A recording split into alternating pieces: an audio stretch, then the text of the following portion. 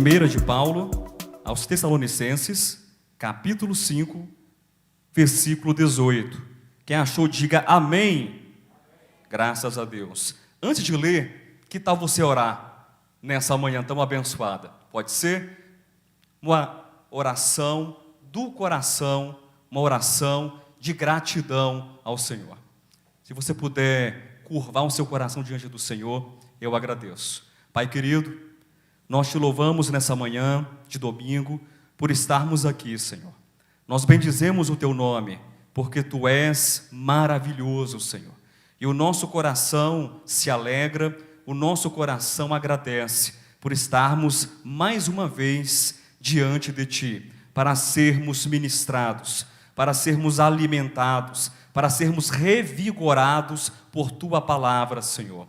O nosso rogo nessa manhã é que o Senhor, de fato, Senhor, fale aos nossos corações, usando, Senhor, um simples canal humano, mas a palavra é tua, a graça é tua, a revelação é tua e o louvor, Senhor, é para ti, Senhor. Muito obrigado, em nome de Cristo Jesus, nosso Senhor. Amém, queridos? Abram suas Bíblias, para quem não abriu ainda. Para quem já abriu, 1 de Paulo aos Tessalonicenses, capítulo número 5, versículo 18, que diz assim: em tudo dai graças, porque esta é a vontade de Deus em Cristo Jesus para convosco. Em algumas coisas vocês devem dar graças. Dei graças em algumas coisas apenas. Em tudo, em todas as coisas nós devemos dar graças. Em todas as coisas nós devemos ter um coração de gratidão, porque esta é a vontade do Senhor. Bom, já não é novidade, já repetimos inúmeras vezes aqui o tema da mensagem dessa manhã, seja de maneira direta ou indireta. Os irmãos devem ter recebido o post no celular, no grupo, ou de maneira, de repente, individual, que a mensagem de hoje fala-nos a respeito da gratidão. E seria muito pouco, ou de repente até simplório demais, perguntar repetidamente quantos são gratos. Se eu fizer isso, acho que 10 vezes, 20 vezes, eu tenho certeza absoluta que os irmãos vão levantar as mãos em sinal de gratidão. Mas de gratidão a quê? Acho que há várias coisas que nós temos, e principalmente, ou especialmente, a nossa gratidão em relação ao Senhor. Muita coisa poderia ser dita, queridos, a respeito da gratidão. Há muita coisa a falar na literatura, na filosofia, na própria palavra, nas escrituras, mas eu desenvolvi um caminho, que seja um caminho simples, que os irmãos possam se recordar, depois de saírem desse ambiente de comunhão, e possam então se recordar a respeito da gratidão. Em primeiro lugar, eu quero falar sobre a gratidão em uma perspectiva da origem da palavra gratidão, da sua etimologia. E é sempre importante nós buscarmos a etimologia, o nascedouro, o nascimento de alguns termos. Por quê? Porque nós nos ligamos então ao entendimento, ao significado primário daquela palavra. E deste modo, a nossa percepção é aumentada. A palavra gratidão, ela advém de 2 termos latinos. O primeiro é gratus, que significa elogiar, ou significa também ser agradecido. Ora, então quando nós falamos de gratidão, saiba que a gratidão envolve elogiar, a gratidão envolve ser agradecido. A outra palavra, outro termo latino é gratia, que é um termo mais conhecido de todos nós, que pode ser traduzido apenas como graça. Gratidão envolve também doação. Gratidão também envolve graça. Mas avançando um pouco mais, queridos, não apenas do ponto de vista etimológico, eu quero compartilhar brevemente algo a respeito da gratidão do ponto de vista da filosofia. Já perceberam que nós aqui gostamos muito de citar e fazer pontes da Bíblia com a filosofia. É claro que a gratidão, em termos filosóficos, é um tema muito complexo, é um tema muito extenso, e eu não poderia apresentar tudo, nem conseguiria, na verdade. Mas eu tomei a ideia ou o pensamento de um dos principais filósofos da cristandade, Tomás de Aquino, filósofo cristão, que descreve a gratidão a partir de 3 níveis, a partir de 3 degraus. Tomás de Aquino diz o seguinte, que gratidão, em um primeiro momento, gratidão em um primeiro plano é reconhecimento. Você pode repetir? Reconhecimento. Ou seja, gratidão está relacionado a reconhecer. Não existe gratidão sem reconhecimento. Mas Tomás de Aquino, ele prossegue e ele sobe em um segundo degrau, ele sobe em um segundo nível e nos convida também a subirmos nesse segundo degrau, que significa que gratidão também é louvor. Primeiro é reconhecer o benefício recebido. Segundo, gratidão é louvar, de fato é agradecer pelo louvor, pelo benefício recebido. E em terceiro momento, gratidão para Tomás de Aquino também significa que nós precisamos retribuir. Retribuir.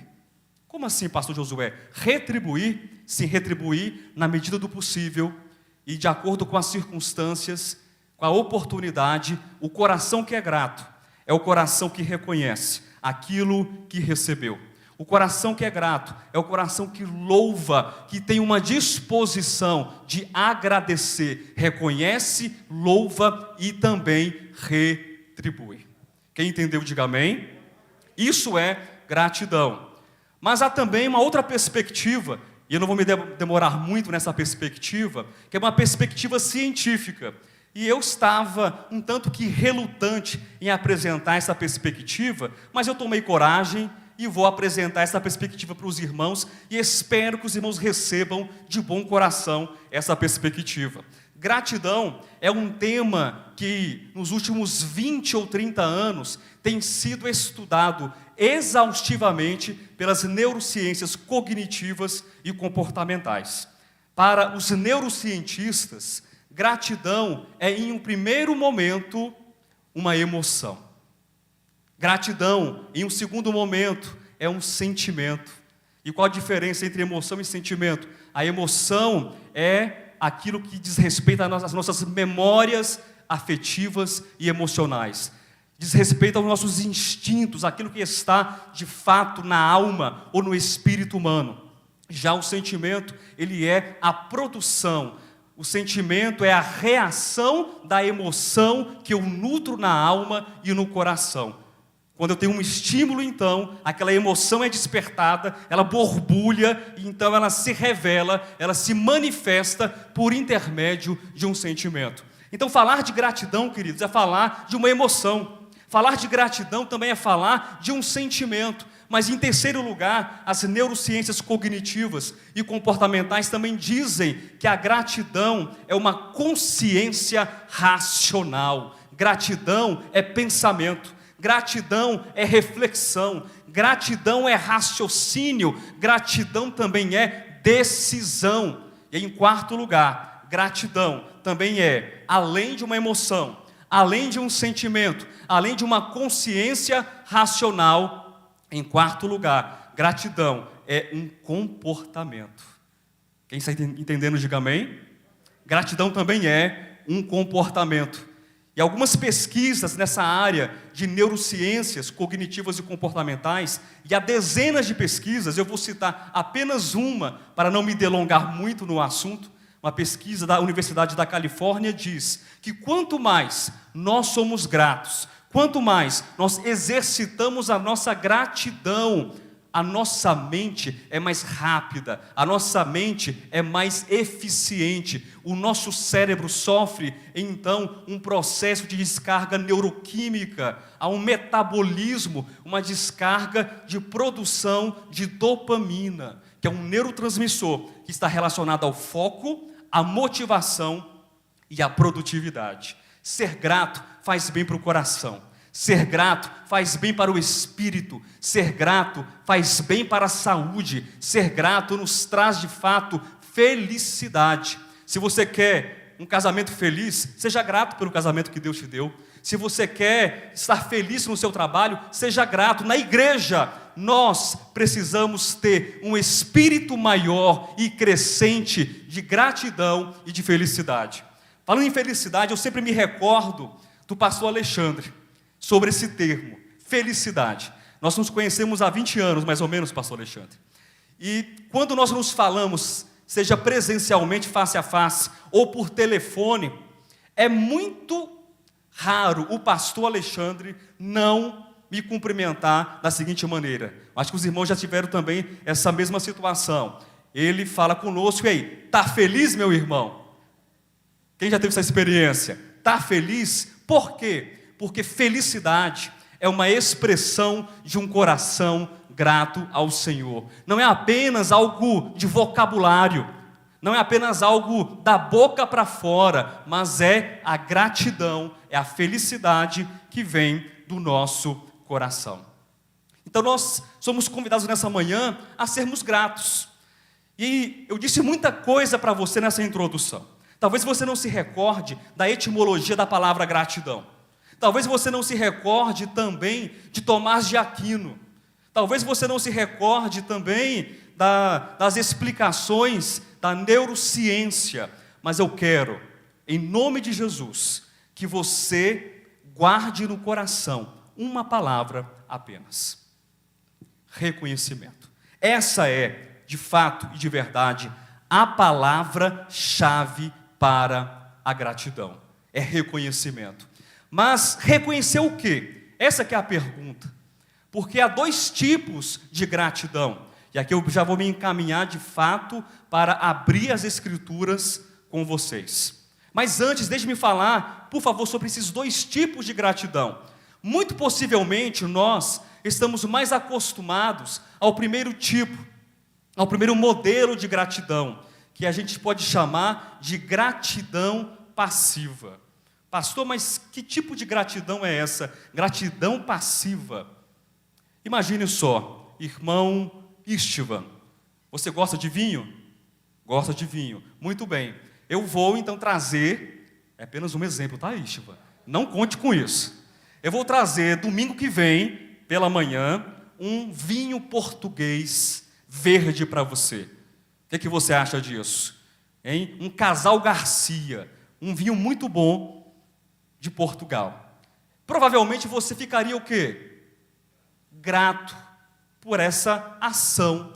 Você ficaria grato por esse gesto. Mas percebam, essa ação de gratidão do Istvan é o quê? É uma gratidão o quê? Passiva. Ele recebeu um presente, ele recebeu algo. E nós estamos muito acostumados a sermos gratos assim. A gente compra um carro e o que acontece? Nós somos gratos ou ficamos agradecidos. Mas por quê? Aconteceu um presente, aconteceu alguma coisa na vida, visitamos, alguém nos visitou, então a gratidão simplesmente passiva. Mas eu quero compartilhar com vocês um outro modelo de gratidão, que é o modelo da gratidão ativa.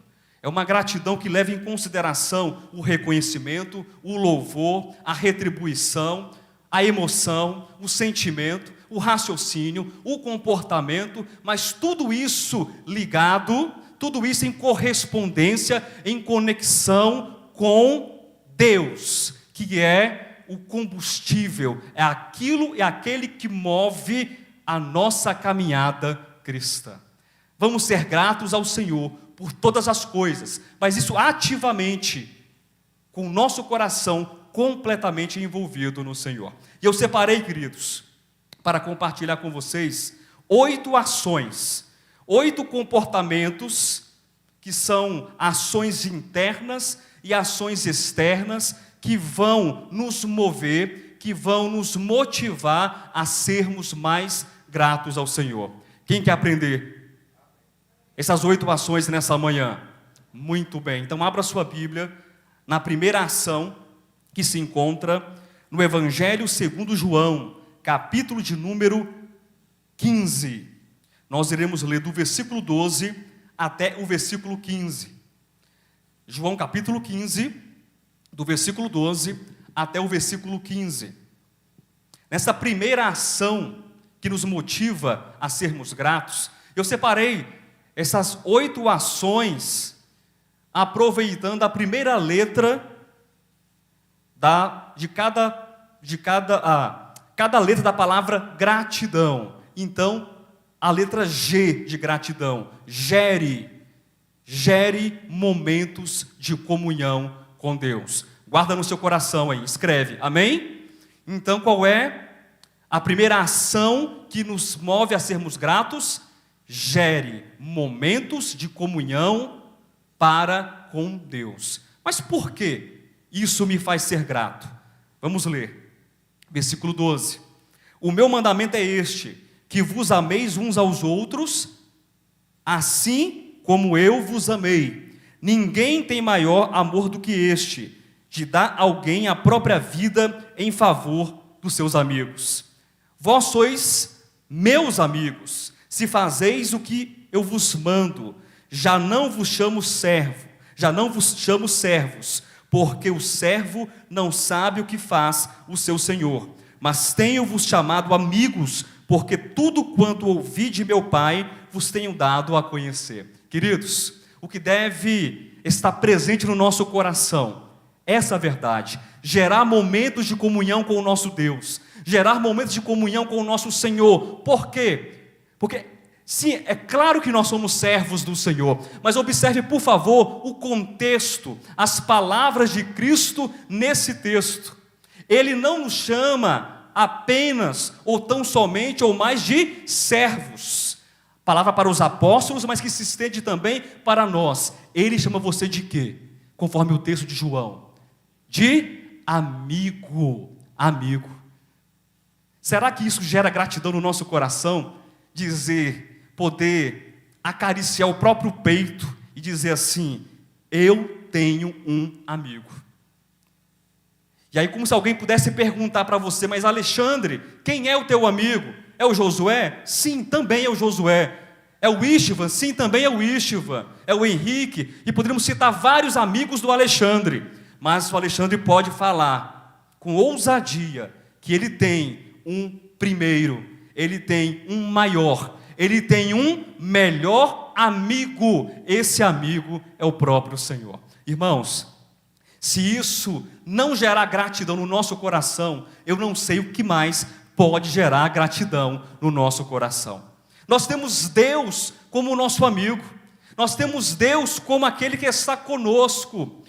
Tem tanta gente nesse momento sofrendo, angústia na alma. Os irmãos sabem disso, por conta desse isolamento social, dessa quarentena. Pessoas que não têm um amigo para conversar, pessoas que estão isoladas de fato. Mas será que não falta amigo, ou a pessoa não reconhece o amigo de verdade? Falta amigo, ou a pessoa não reconhece que existe um melhor amigo? Entenderam? Falta amigo, ou a pessoa não reconhece, não louva o amigo que todos nós temos. Na nossa caminhada cristã, é necessário que nós desenvolvamos essa comunhão com Deus. Deus é o nosso Salvador? Sim, é o nosso Salvador. Deus é o nosso pastor? Sim, Ele é o nosso pastor, é o nosso Redentor, é o nosso Senhor. Mas que palavra doce, que palavra tão acessível, que palavra tão amorosa, essa de nós recebermos ou de nós entendermos que Deus, além de ser pastor, de ser Senhor, de ser o Redentor, de ser o conquistador da nossa salvação, Deus também é, o Senhor também é o teu amigo. Portanto, gere momentos de comunhão com Deus. Pastor, como é que eu faço isso? Como é que eu posso gerar momentos de comunhão? Daqui a pouco nós vamos ver duas atitudes práticas para gerar momentos de comunhão com Deus. Mas vamos avançar para uma segunda ação interna e também externa para a gratidão. Reconheça que você é fraco. Amém? reconheça que você é fraco. De repente você está pensando, pastor, mas o que tem a ver a gratidão com algo negativo? Reconhecer que eu sou fraco. Porque quando você reconhece que você é fraco, quando você reconhece que você não pode fazer nada sozinho, você precisa clamar. Você precisa então entender que há alguém maior, há alguém que é o teu sustentador.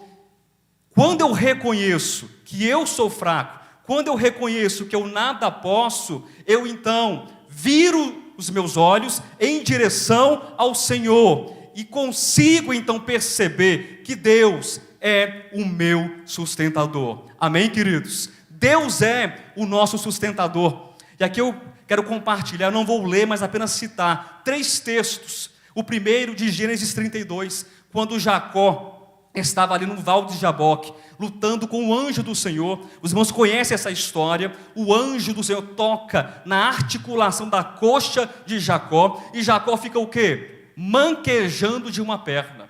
Imagina aquele homem mancando, agora para a vida toda. Por onde quer que Jacó fosse, ele teria a evidência, ele teria a marca, o sinal de que ele teve um encontro com Deus, teve um encontro com o anjo do Senhor. Aquele homem que era um suplantador, aquele homem que era tão forte, tão ardiloso nas suas argumentações, nos seus negócios, enganava todos, era muito esperto, era muito forte, muito independente. Ele tem um encontro com Deus.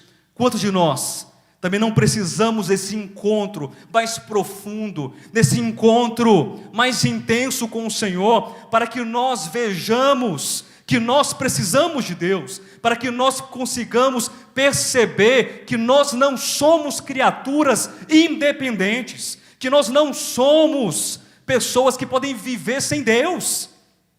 O grande problema da humanidade é a independência, é o orgulho, é o distanciamento, é o afastamento do coração do homem do coração de Deus. Então Jacó, ele é tocado por Deus naquele momento, e ele vai caminhando, manquejando de uma perna. Mas será que Jacó, que não era mais Jacó a essa altura, mas recebeu o nome agora de Israel, príncipe dos exércitos de Deus, será que ele andava com insatisfação? Eu pergunto a você, será que ele andava agora cabisbaixo e triste porque ele estava manquejando de uma perna? Não, muito pelo contrário. Jacó, ele andava agora na dependência de Deus. Ele poderia ter uma coxa, ou poderia ter os nervos afetados ali, que o fizessem ser humanamente frágil, humanamente agora dependente de Deus. Ser dependente, reconhecer a nossa fragilidade, é a oportunidade que nós temos para que o poder de Deus, para que a graça de Deus se manifeste e se aperfeiçoe na nossa fraqueza. Reconheça, meu irmão, que você precisa de Deus. E quando você reconhece, você louva a Deus, porque Deus é o teu sustentador. Amém? E eu lembro também do Salmo 23, um salmo tão conhecido de todos nós, onde o salmista Davi, ele declara que o Senhor, Ele é o Senhor, Ele é o nosso pastor, que nos conduz aos pastos verdejantes, às águas tranquilas. Nós temos um cuidador, nós temos um consolador, nós temos um sustentador. Deus é aquele que nos sustenta, Deus é aquele que está conosco. Me lembro também do Salmo 40, também Salmo de Davi, onde Davi, provavelmente desesperado, ele ora e clama ao Senhor, mas ele diz que ele esperava. De que modo? Lembra do Salmo 40, versículos 1 e 2? Esperei, decepcionado, eu esperei, como? Paciente, confiantemente pelo Senhor. Esperei confiantemente pelo Senhor, mas eu esperava o Senhor e não via nada acontecer. Esperei em vão no Senhor. Não, Davi diz que ele esperou confiantemente, confiança. E ao esperar com confiança no Senhor, ele continua no versículo 1 do Salmo 40, dizendo que Deus não foi um rei, não foi um príncipe, não foi um general do seu exército, não foi uma autoridade da terra, mas o próprio Criador de todas as coisas, o próprio Senhor de tudo. Deus, ele se inclinou e ouviu o clamor de Davi. Será que você tem também, da parte de Deus, esse mesmo cuidado? Será que Deus também dá a você esse mesmo cuidado que deu a Davi? Amém que Davi teve esse cuidado, e pelo menos umas 4 pessoas aqui também têm esse cuidado. O restante vai aprender nessa manhã que Deus cuida de você, meu irmão. Se Deus cuidou de Davi, Deus também cuida de você. Se Deus sustentou Davi, Deus também sustenta você e nos coloca, nos tira de um poço de perdição, nos tira de um tremedal de lama e coloca os nossos pés sobre uma rocha e firma os nossos passos. Deus é o teu cuidador, Deus é o teu sustentador, Deus é o nosso cajado de sustentação. E isso deve motivar as minhas emoções, isso deve motivar e fazer aflorar sentimentos em mim, e uma decisão de fato reflexiva, racional, que me leva a um comportamento de reconhecer, de agradecer e de retribuir a Deus, porque eu sou grato a Deus por tudo que Deus é e tem feito, tem realizado na minha vida. Isso é gratidão. Então gratidão é o que? Em primeiro momento, gerar momentos de comunhão com Deus. E o que mais? Reconhecer a minha fragilidade, reconhecer a minha fraqueza. Mas eu disse que nós precisamos também ter comportamentos que vão gerar essa gratidão na prática. Como gerar essa comunhão, pastor Alexandre? O que fazer para gerar comunhão com Deus? Será que ficar simplesmente sentado de perna cruzada, ali, meditando, refletindo? Será que é isso? Mas se você quiser, amém. Mas eu quero falar sobre uma primeira coisa, prática que nós podemos fazer. Abra sua Bíblia em Mateus, capítulo de número 6. Nós iremos ler do versículo 9 até o versículo 13. Adquirir o hábito da oração. Nós tivemos, acho que umas 2 ou 3 semanas atrás, uma live que falava sobre a oração. E que, por sinal, foi uma live muito importante e muito especial. E eu costumo dizer, e repito isso, não tem problema repetir pelo menos umas 300 vezes por ano, que a oração é a respiração da alma. Respira aí, você, usa seus pulmões, seu nariz, usa aí seu aparelho respiratório, vai, coloca ar para dentro, colocou, agora solta. Fez isso? Oração é a respiração da alma, é a respiração do nosso espírito humano unido ao Espírito Divino. E a pergunta é, orar quando, orar o que, orar de que maneira? O tema dessa mensagem não é oração, mas eu quero apresentar para vocês que a oração, ela precisa ser feita, ser realizada de acordo com a vontade de Deus. E quando eu oro essa vontade, e quando eu oro em cima da vontade de Deus, o meu coração se torna grato. Pastor, se torna grato? Eu tenho certeza que se torna grato. Leia juntamente comigo Mateus, capítulo 6, do versículo 9 ao versículo 13. A oração chamada a oração do Pai Nosso. Portanto, vós orareis assim: Pai nosso que estás nos céus, santificado seja o teu nome, venha o teu reino, faça-se a tua vontade, assim na terra como no céu. O pão nosso de cada dia dá-nos hoje. E perdoa-nos as nossas dívidas, assim como nós temos perdoado aos nossos devedores. E não nos deixes cair em tentação, mas livra-nos do mal, pois teu é o reino, o poder e a glória para sempre. amém. Percebe que essa oração ela é completa? Ela é uma oração essencial. Ela tem reconhecimento. Ela reconhece quem Deus é, de quem é o poder. Queridos, de quem é o poder? De quem é a glória?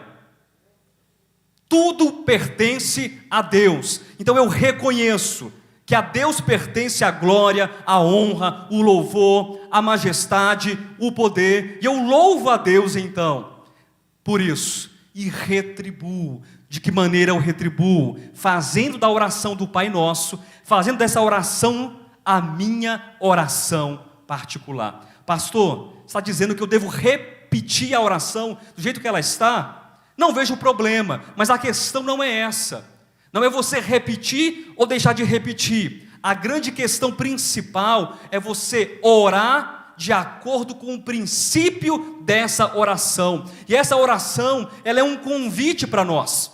Essa oração, ela é um convite para que nós oremos, clamando, chamando e convidando para que haja o estabelecimento do reino de Deus.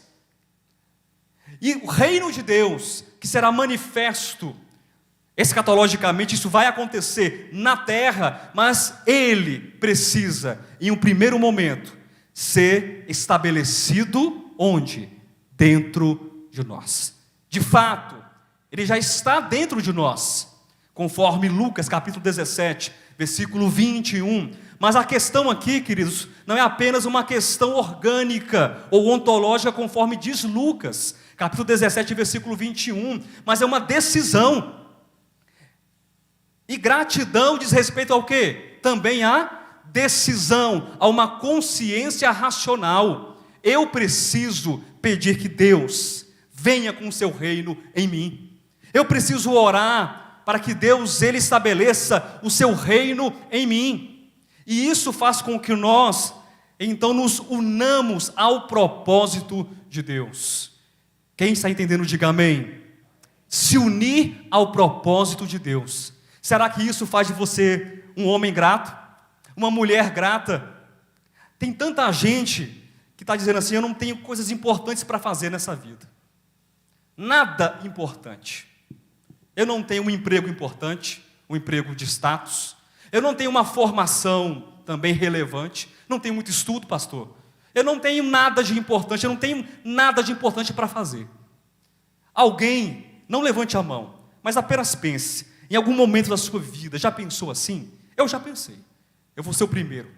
Eu já pensei, em algumas vezes assim, que eu não tinha nada de importante para fazer.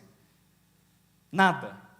Mas quando os meus olhos se abriram, diante da revelação, do propósito eterno de Deus, sabendo que eu fui convidado para orar, para clamar e para fazer com que o próprio reino, por meu intermédio, como mais um dos veículos de Deus, fosse estabelecido em mim e também na terra, eu percebi que, embora seja frágil, embora eu seja pequeno, embora humanamente seja insignificante em vários aspectos, mas eu me uni e estou me unindo ao propósito eterno de Deus, que é estabelecer o seu reino sobre a terra. E isso gera gratidão, reconhecimento, louvor e agradecimento e retribuição no coração daqueles que assim pensam, daqueles que assim creem. Gratidão, gerar comunhão com Deus. Gratidão, reconhecer a nossa fragilidade. Gratidão, adquira o hábito de orar. Não qualquer forma de oração, mas a oração do propósito eterno, a oração do reino. E mais uma ferramenta, um recurso que nós podemos utilizar ao nosso favor para gerar também gratidão em nós. Abra a sua Bíblia em João capítulo 5, versículo 39, rapidamente. Tire momentos para ler as Escrituras. Amém? João 5, 39. Nós tivemos há 2 dias uma live, que eu não sei qual irmão perguntou, não sei se é daqui, ou de outro lugar. O senhor se lembra, pastor Alexandre, sobre as Escrituras? Quem perguntou? Mas enfim, alguém perguntou sobre as Escrituras, talvez pensando que nós, hoje de volta à palavra, nós depreciemos as Escrituras. Muito pelo contrário, nós não depreciamos, mas nós conseguimos enxergar que as Escrituras, elas têm o seu papel, elas têm o seu lugar naquilo para qual elas servem, para que de fato foram escritas, as Escrituras. Nós não podemos fazer das Escrituras algo que eu falei da paternidade, é o Pai, o Filho, o Espírito Santo e as Escrituras. Mas para que servem as Escrituras? Para que serve a Bíblia que está aí, na sua mão, ou na palma da sua mão, se é que você está utilizando um celular ou um tablet? Para que serve? Os judeus do tempo de Jesus Cristo, e os judeus do nosso tempo, e muitos cristãos do nosso tempo, não entendem qual é o papel das Escrituras. E Jesus Cristo diz assim: examinais, versículo 39, as Escrituras, porque julgais ter nelas a vida eterna. Percebam, Jesus Cristo não está ordenando para que os judeus examinem, Ele está dizendo: vocês examinam as Escrituras. E por que vocês fazem isso?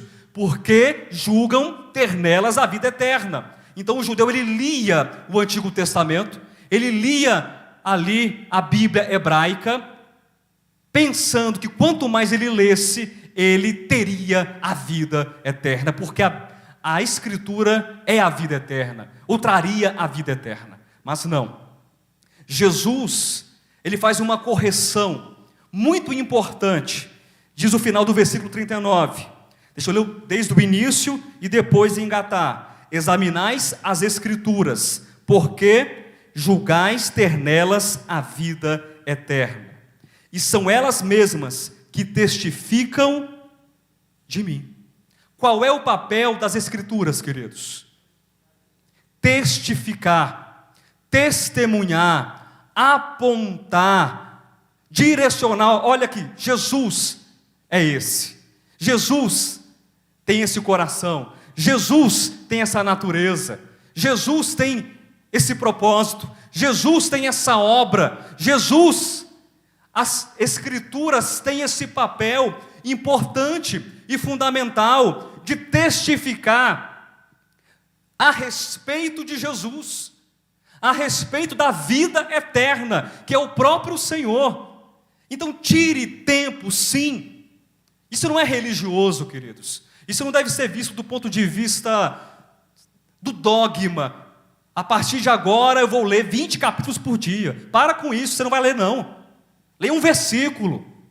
Medite, ou lembre, ou recorde de um texto. Mas vamos ruminar a palavra. Eu me recordo aqui, e o pastor Alexandre vai me ajudar se eu não conseguir parafrasear corretamente o texto, de Machado de Assis, dizendo que o nosso cérebro tem 4 estômagos, e o verdadeiro e atento leitor ruminante, ele então passa essa leitura por esses 4 cérebros, ou 4 estômagos ruminantes, para que apreenda a verdade, ou descubra a verdade, que aparentemente está encoberta. Parafraseei corretamente? Essa que é a ideia. Então a verdade para muitos está oculta, está selada, e quanto mais eles olham de um lado e para o outro, mais perdidos eles ficam. As Escrituras têm esse papel de nos trazer um apontamento, um direcionamento. Olhe para Cristo. E quanto mais nós olhamos para Cristo, o que é que nós recebemos de Cristo? Recebemos luz de Cristo. Amém? Recebemos revelação de Cristo. Recebemos verdade de Cristo. A aletheia, os nossos olhos são descobertos. O véu que de repente esteja diante dos nossos olhos, do nosso rosto, é desvendado. E eu posso então, indo pelas Escrituras, encontrando a revelação, a verdade de Cristo, que salta das Escrituras, que é a verdade, eu posso contemplar a face de Cristo. E ao contemplar a face de Cristo, nós somos transformados, nós somos abençoados, Nós somos santificados porque eu tenho contato com Cristo Jesus. E isso gera, ou pelo menos deve gerar, gratidão, reconhecimento, louvor e retribuição. Nós perdemos tempo com tantas coisas nessa vida, sim ou não, gente? A gente faz tantas coisas, mas que tal a gente investir um pouco do nosso tempo na oração?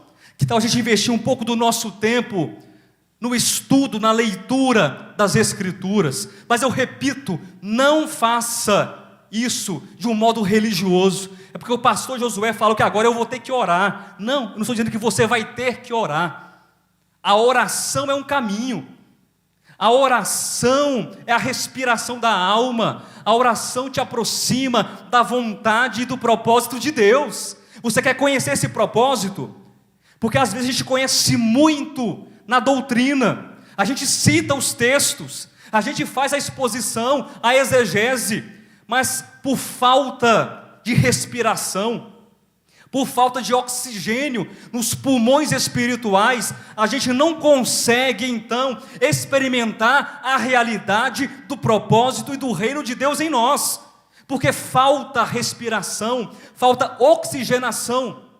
Sabe o que acontece com o cérebro que perde o oxigênio? O que acontece? Falha. E depois, todo o organismo também falha. A tendência é falhar. Como então orar? Marcar um dia, um momento? Não, ore. Em todo o tempo.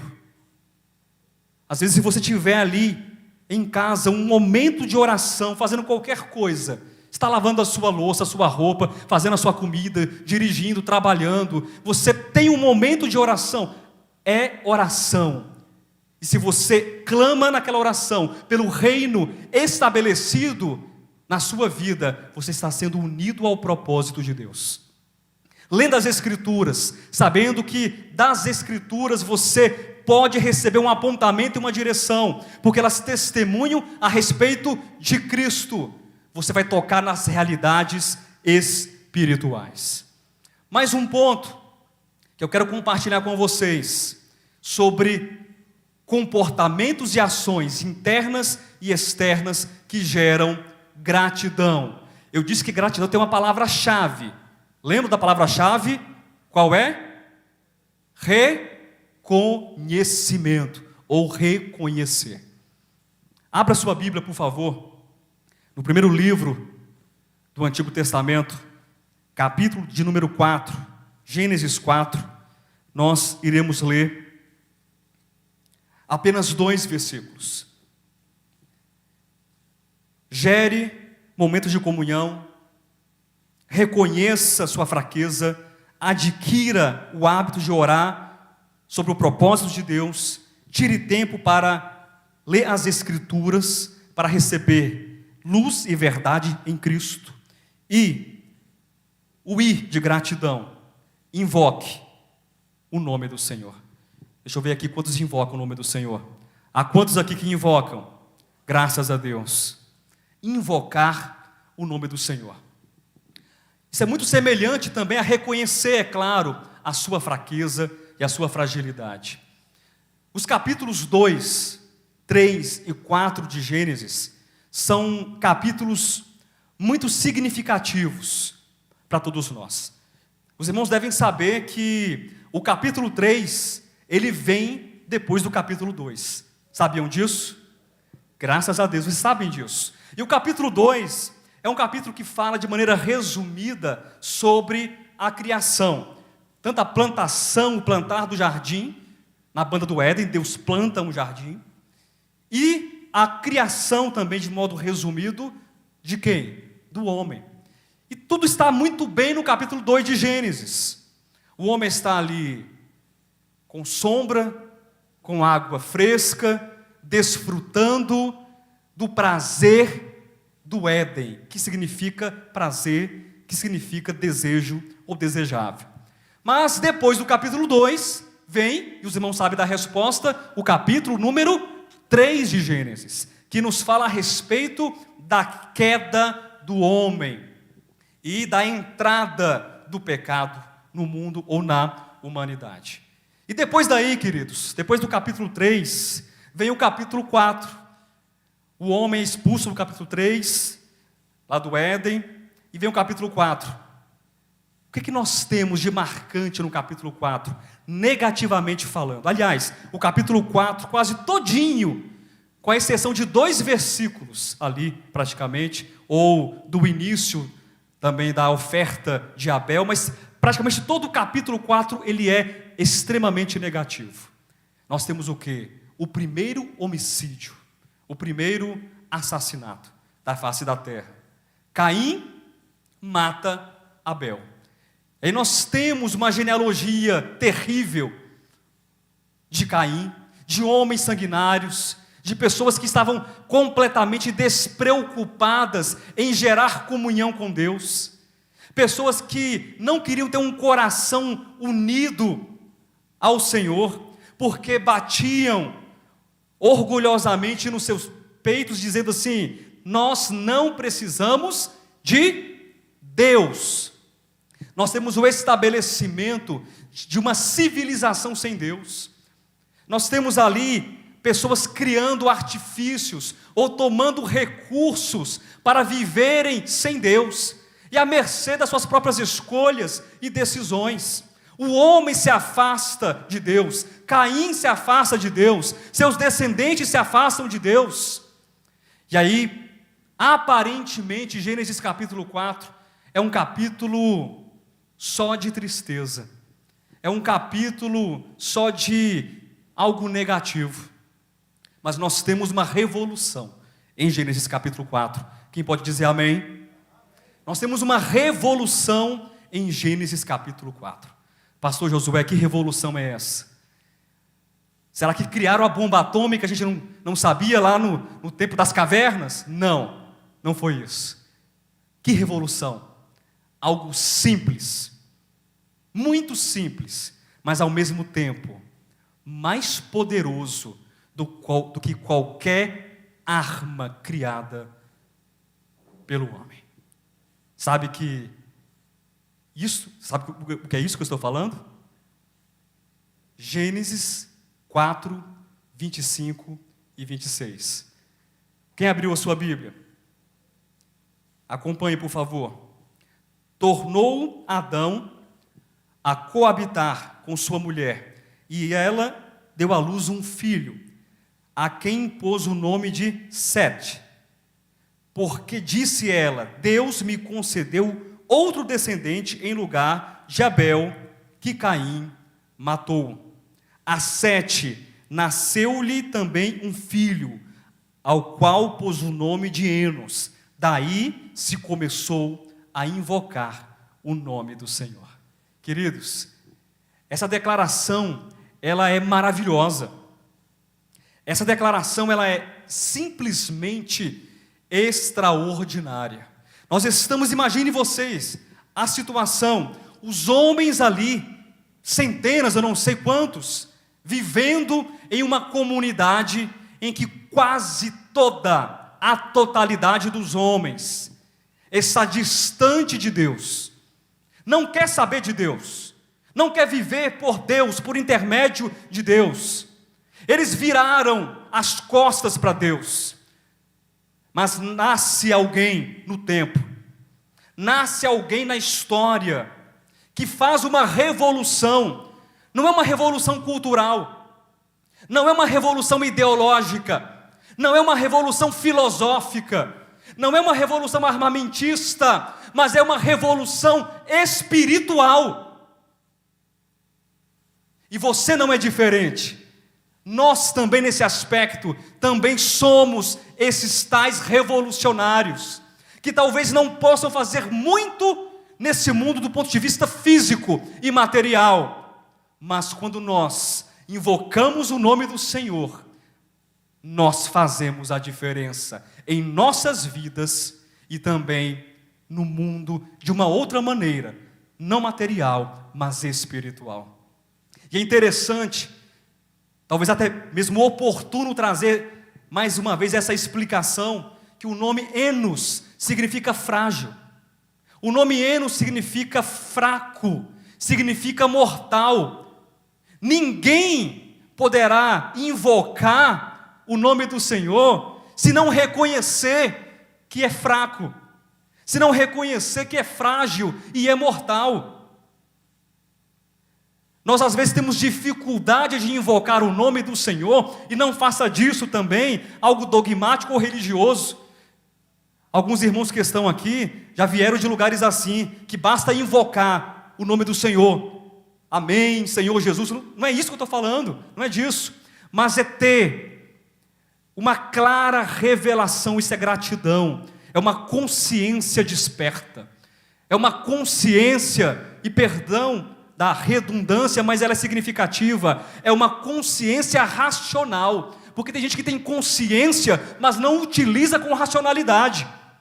É uma consciência, decisão, uma reflexão, um pensamento, é uma emoção que brota da parte mais íntima do nosso interior, das nossas entranhas. E na Bíblia as entranhas estão relacionadas com as emoções. E produzimos então um sentimento de louvor, de felicidade, de gratidão e um comportamento de invocar o nome do Senhor. Porque sabemos que somos frágeis, fracos e mortais, e invocamos o nome do Senhor, e não importa se a nossa geração, se grande parte da nossa geração não acredita em Deus. Nós acreditamos em Deus. Há um povo na face da terra que acredita no Senhor. Amém? Nós acreditamos, nós invocamos o nome do Senhor. Nós nos valemos do Senhor. Deus é o nosso sustentador. Deus é a nossa rocha. Aquela rocha que Davi declarou no Salmo 40, porque sabia que ele era frágil, fraco e mortal. Davi era um Enos também. Seja um Enos, seja fraco e frágil, mortal, reconhecendo a sua dependência de Deus e invocando o nome do Senhor. E os seus pés estarão firmados sobre a rocha. Gratidão é reconhecer muitas coisas. Reconhecer que eu preciso gerar, eu vou repetir até o final, momentos de comunhão com Deus. Gratidão é gerar momentos de comunhão. Gratidão é o que mais? Reconhecer a minha fragilidade. Gratidão é o que mais? É adquirir um hábito, um comportamento de que? Orar o propósito de Deus, a oração do reino. Gratidão é tirar também momentos para a reflexão, para o estudo, para a leitura das Escrituras, porque elas testemunham Jesus. Gratidão também é invocar o nome do Senhor. Mas gratidão, prosseguindo, queridos, também é doação. E aqui a letra D de gratidão. Doação. Mas doar o quê? Os bens. 1 de Paulo aos Coríntios, capítulo de número 13. O que diz aquele texto lá? Eu posso doar os meus bens. Eu posso, não sei se vocês sabiam, eu tenho uma fortuna, eu sou um dos homens mais ricos do Brasil. Nunca quis falar para vocês, mas tudo bem, vou falar a verdade agora. Sou um dos homens mais ricos do Brasil. Vou doar toda a minha fortuna para os pobres e vou agora caminhar descalço pelo Brasil e depois pela Índia, como aqueles gurus indianos lá. O que vocês acham disso? A pergunta é misericórdia. Dou para a igreja, né, pastor? Se eu fizer tudo isso, doar os meus bens, se eu entregar o meu corpo para ser queimado, isso é muita coisa ou é pouca coisa, pessoal? É muita morte, né? Para uma pessoa só. Tá mais pequeno, vai virar cinza desse tamanho. Se eu doar o meu corpo para ser queimado, se eu não tiver amor, Irmãos, vocês sabem, não precisa abrir para ler não. Se eu doar os meus bens, se eu entregar meu corpo para ser queimado, se não tiver, qual é a questão principal aqui? Você tem amor, Josué? Para doar o seu corpo, para ser queimado, para entregar seu corpo? Não, não tenho. Você não fez nada. Josué, você doou a sua riqueza. Você fez por amor? Não, para ser aplaudido pelos homens. Ou para uma próxima encarnação, quem sabe, eu não vi como uma lagartixa, mas vi como um príncipe. Você não fez nada. Sem amor, tudo é vazio. É um símbolo, é um sino que retine, que fica badalando. Tom, tom, tom, tom, tom, tom, tom. E você pode ser escutado nos 4 cantos da terra, mas aos ouvidos de Deus, tudo isso foi vazio. Doe. Gratidão é reconhecer, gratidão é louvar e é retribuir.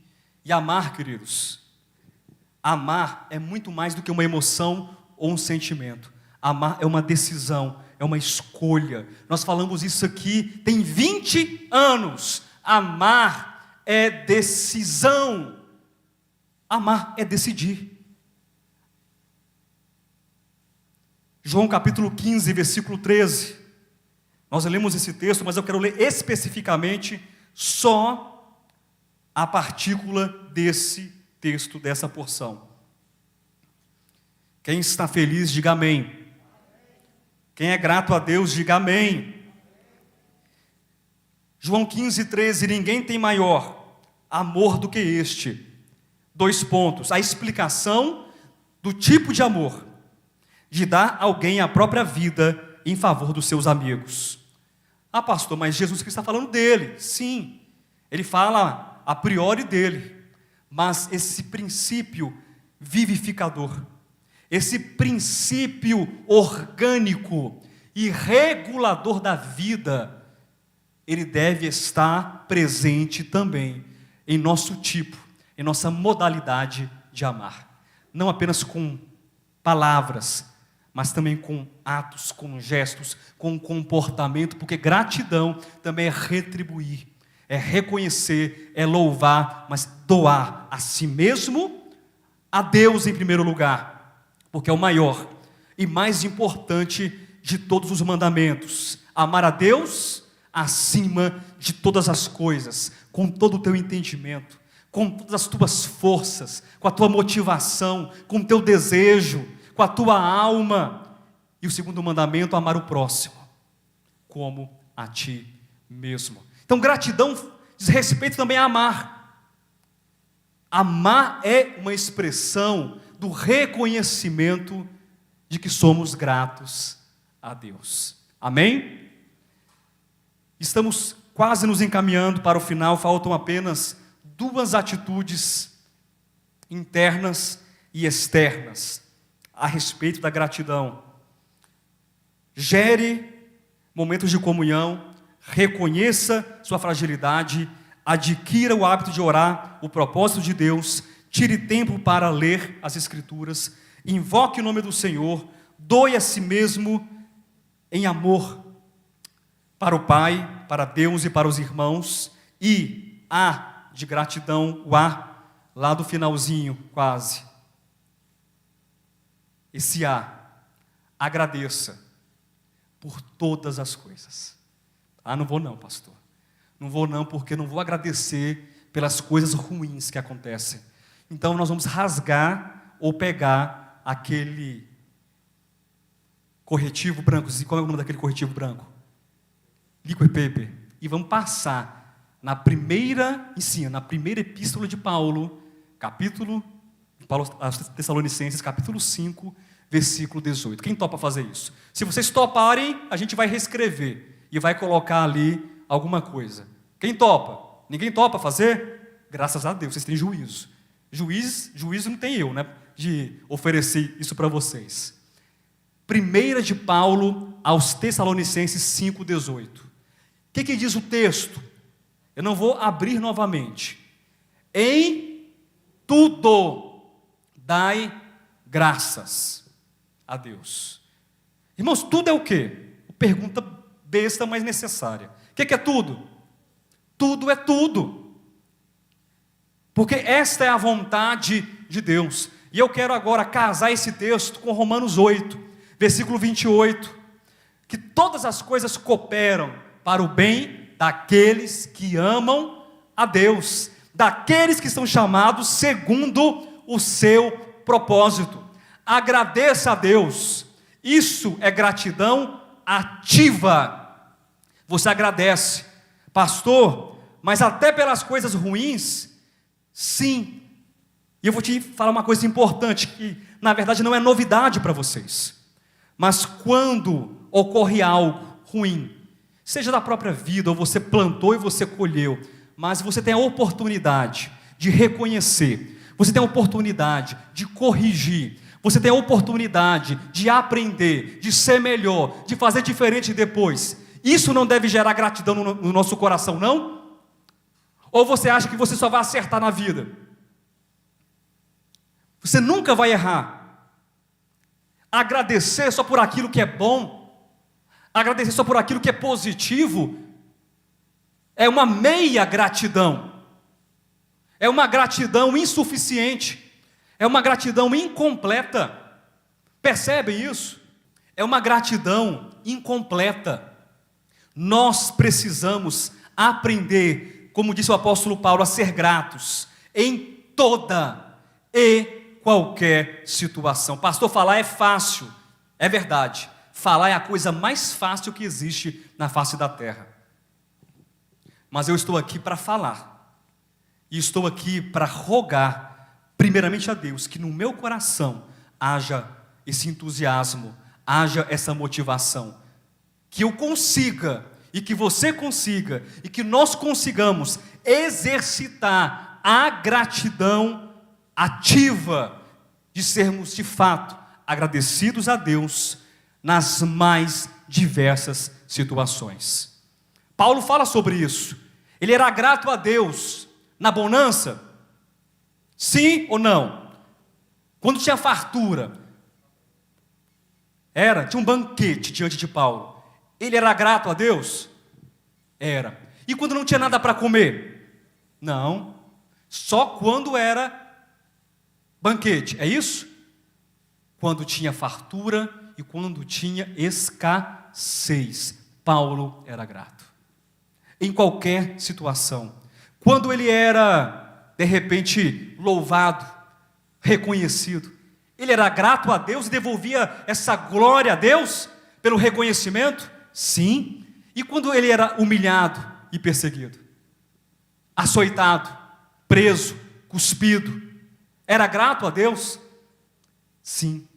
Nessa semana passada, agora, eu tive comunhão com um casal do Rio de Janeiro. Nós fizemos um bate-papo, videochamada. E aquele casal no final disse o seguinte para mim, falou: pastor, eu não sei, se ele fez uma cara assim eu fiquei até preocupado, eu não sei como é que você, pastor Alexandre, os pastores do ministério, os cooperadores conseguem. Vocês fazem live de temas assim que são extraordinários. Irmãos, quem está acompanhando as lives do ministério sabe que eu não estou exagerando. Não estou exagerando. E ele fala assim: pastor, são 40 pessoas, 50 pessoas, pastor Alexandre, assistindo a live. E aí, eu vou no YouTube, às vezes tem um quadro humorístico de 15 minutos, 20 minutos, 500 mil de acessos. Aí ele falou: eu não sei como é que você dá conta, como é que você não esmorece, como é que o pastor Alexandre não desiste. Eu falei: irmão, porque nós somos gratos a Deus. Nós somos gratos a Deus.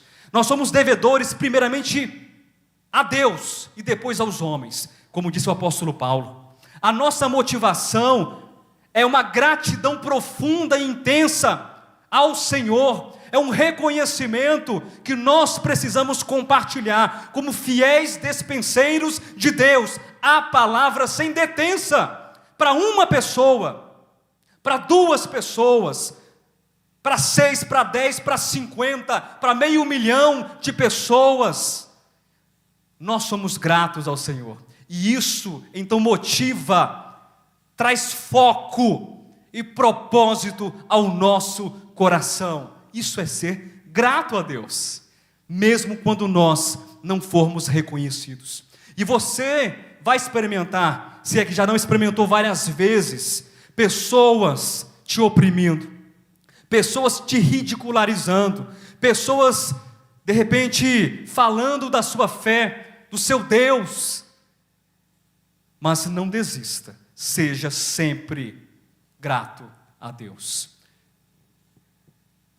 Irei apresentar o último ponto, mas deixe-me fazer mais uma vez a revisão. Amém?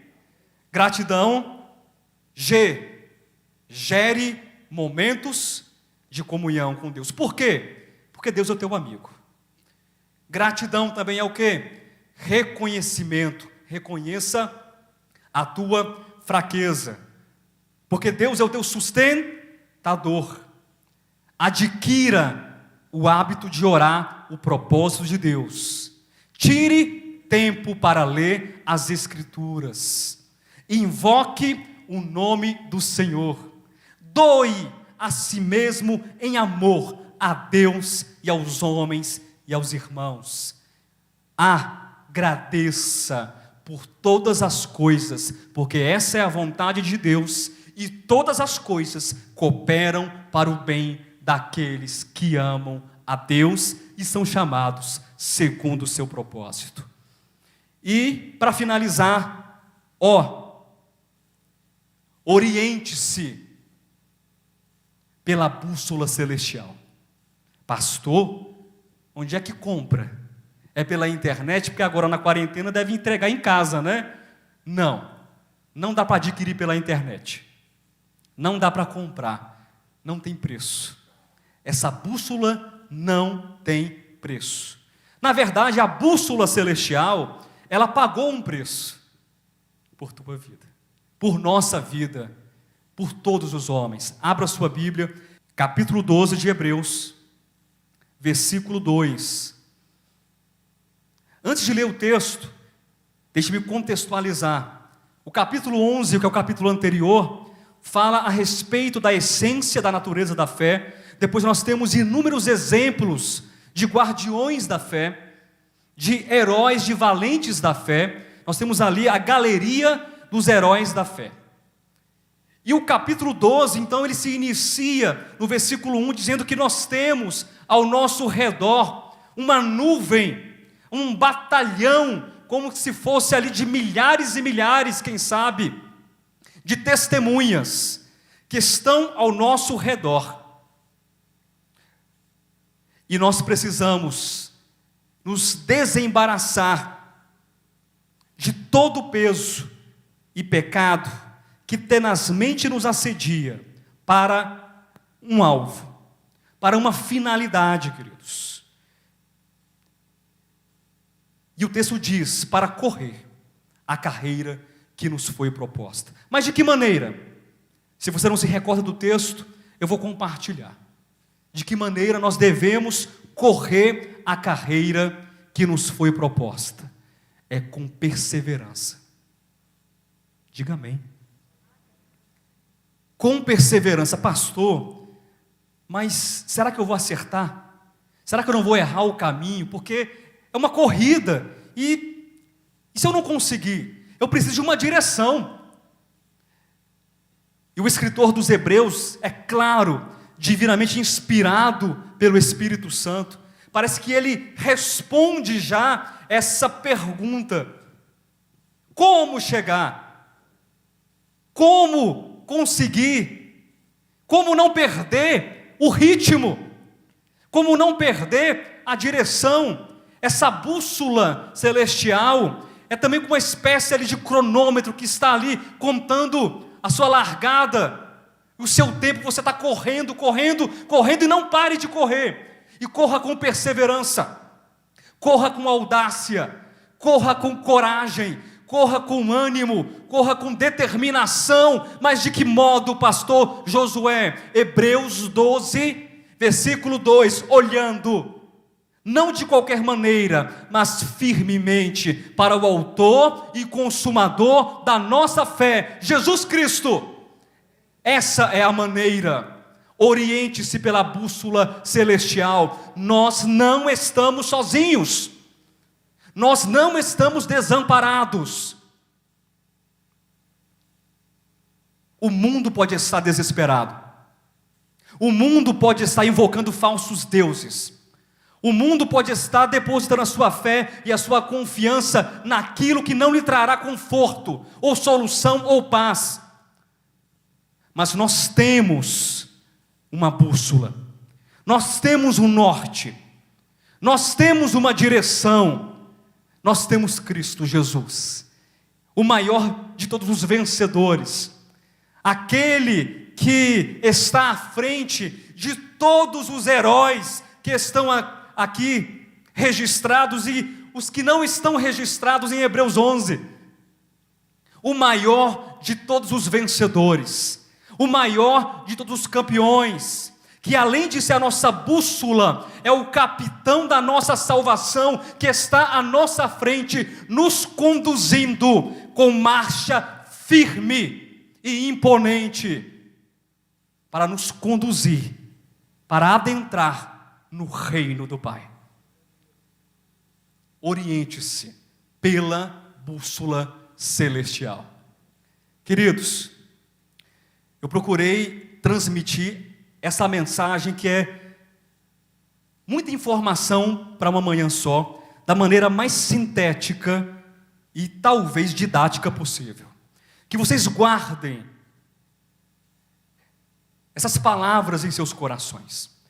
E eu repito, não saia daqui sem levar no coração a palavra-chave da gratidão. Reconhecimento.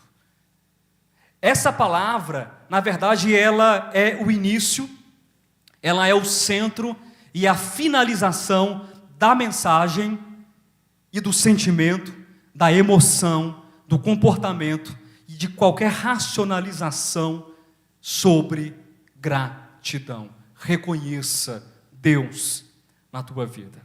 Reconheça o bom amigo que é Deus. Reconheça o teu sustentador. Reconheça o amor de Deus. Reconheça Deus em todas as coisas. Reconheça e agradeça por tudo que Deus tem feito na sua vida.